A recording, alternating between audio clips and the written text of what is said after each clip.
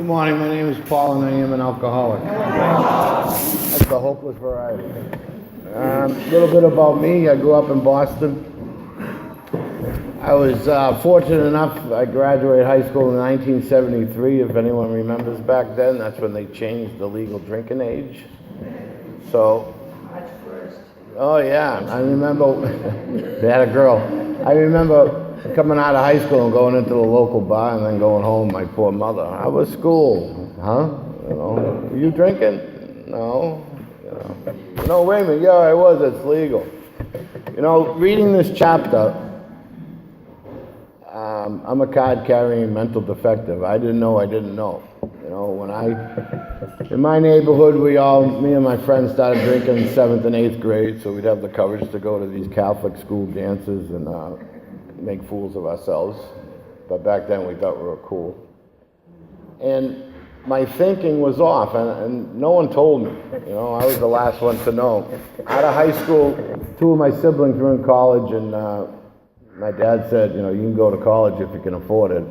There's no more dough. Your brother and sister are there, and that's how it goes. And so I got a job, and I remember getting paid from this job and waking up the next morning and not having 2 nickels to rub together and saying to myself, geez, I can't do that. I was still living at home, and my poor mother would say, do you have your room and board? I think it was $20.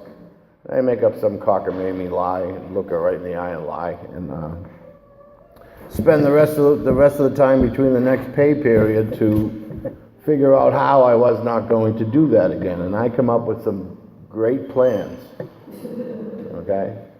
But then I'd have that, well, it was about whopping $150 back then, in my hand, and that mental twist would come into my head, and I'd say, I can just have a few. And I'd do it all over again. I did that for years. I did that till I got sober, you know. And later in life, I was making a couple grand a week and still doing it.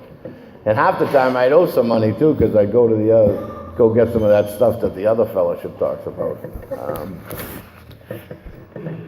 For me, this part of it, I truly didn't know. I didn't want to know. I don't know what it was, and I'm comfortable with whatever it was. But all I know is I could clean up for a little bit, put the fires out, just like these gentlemen did, and then all of a sudden, I'm slamming my hands on the bar. Christ, how did I do it again? You know, sitting there looking out of the holding cell going, what the hell happened? You know what I mean? I was just going down for a couple. I grew up in Jamaica Plain in Boston, in the strip of the main neighborhood. It was called Forest Hills, where the Orange Line starts, and there was 3 bars. The first bar was the nice guys that go to church bar. The second bar was where you wiped your feet on the way out, and that's where all the drug activity was. And then the third bar was for older people. And I would start off at this fireside, the nice bar. You know, and then all of a sudden I'd put a few in me, and then I'd have to mosey on down the road. And that's what I did, and I'd wake up wondering how the hell that happened. And I thought, well, you know, maybe if I went home at 9, or if I, you know, didn't take that 15th beer or whatever, you know, I didn't do the shots with the guys, I would be okay. And every day that I got up and I went out, I set off not to be drunk. 18 years, it never worked. I'm fortunate enough I'm sober longer than I was messed up, you know, and it's because of this process. But all the time, relationships would be ruined, I'd lose jobs, I'd lose cars, I'd lose anything. And it didn't matter when that mental twist hit me, and I would do it again. And it's subtle. You know, I was working, I had gone through these halfway houses in Rob's hometown, and I didn't drink for a year and a half, but I was doing a lot of drugs. I was sitting with a friend of mine, and this is part of my story, and if it bugs you too bad. We had a big pile of that white powdery stuff, and we were injecting it into ourselves, and he looks over the table, he goes, Jesus, you're doing pretty good, you haven't drank in a year and a half. and I'm sitting there, I look proud as a peacock across the table. Yeah, I'm doing really good. I was about 140 pounds, you know. But There came a point after that year and a half, I was working for this hazardous waste company, and the boss says, come on, we're going to Egypt, Pennsylvania. I didn't know there was an Egypt, Pennsylvania. So we went down, we had to ship this hazardous waste somehow. We had to do it certain ways and stuff. So I'm in this convenience store. I was across from the hotel, and I wasn't drinking. It's been a year and a half. And I go in the thing, I was still smoking cigarettes. I buy some Winston's, and I'm standing there looking around. I look over, and the beer case is a long thing. I just walked over and grabbed a 12-pack. And I started drinking. And then I wondered when I woke up, how the hell did that happen? I've been doing so good for a year and a half, you know? And now I know from going through this process. You know, all these people that it's explaining there, they're like us. They're wired differently. Hey, I'm a proud card-carrying mental defective. There's no problem about that. I discovered the truth about myself through this process. You know, and it's fine with me. It's what happened. You know, I just remember, like most times, waking up. I remember I worked driving truck in Boston, and I had to be in work at 3:30 in the morning. I'd stay out till 2:15. Yeah? And I always thought it was like bad luck if I didn't do this certain thing, or if this person didn't do this to me. Oh my God, they had to have a bottle of whiskey, those jerks, you know? And that's how I went, you know, and I could go to court, I could, you know, be warned at work, and it didn't matter. It didn't matter what the consequence was. I had that clear mental twist before every time, and I would go out. And once I was out, it was like, yoo-hoo. Don't get me wrong, I had lots and lots and lots of fun, you know? And one time this house ran out in front of my truck I was driving at night. And I'm sitting on the curb handcuffed. Why? It wasn't my fault. And I just remember, you know, the cop asked me, are you all right?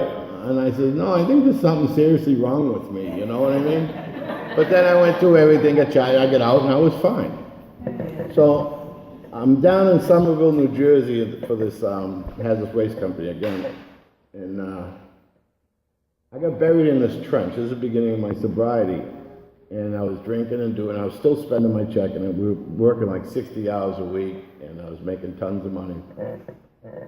But I was living in my car. My wife at the time had tossed me, and you know, that inside-outside thing. And it still didn't stop me from drinking. So I got buried in this trench. They pulled me out, and the moment I got buried, I said, oh crap, I'm dead. I'm 34. I don't have 2 nickels to rub together. I'm dead. And luckily it was the winter, and there was big chunks of dirt and frost. It was frozen.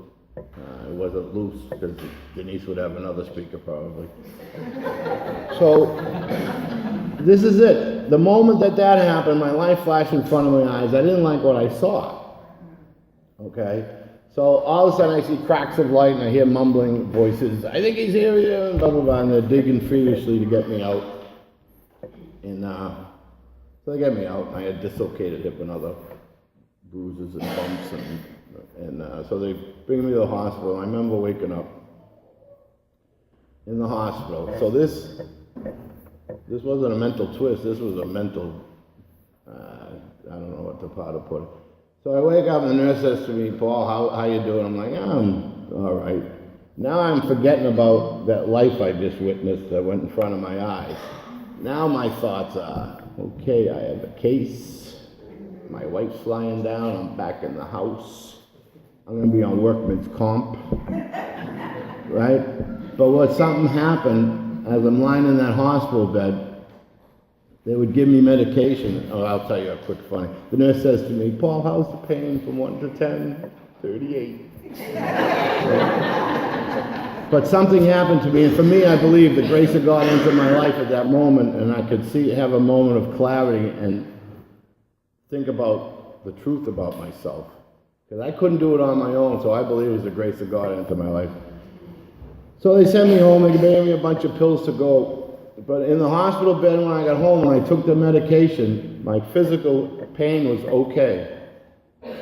but my spiritual pain and my emotional pain was killing me, you know, and I came to AA instead. I threw them pills away one day and I came to AA. In 5 years sober, I forgot to change my thinking, so I was restless, irritable, and discontent, and I was at a meeting with a friend, and another guy come over, and I was just like going on. I don't know what's going on, because I'm still thinking wrong, you know, I'm still stealing and lying and cheating and doing all that crap. And so the guy introduced me to Big Book Step Study, and that was about 22 years ago, and it saved my life. So if you are in this process, you're just thinking about it, give it a shot, okay? If you're writing, the writing stops. I wrote for 6 months. I wrote an hour to 2 hours a day. You know, I had a nice thick dossier there of my mental twistness. And it opened up my life. My life was wonderful. Life still happens, but my reaction has changed. And, you know, it's just,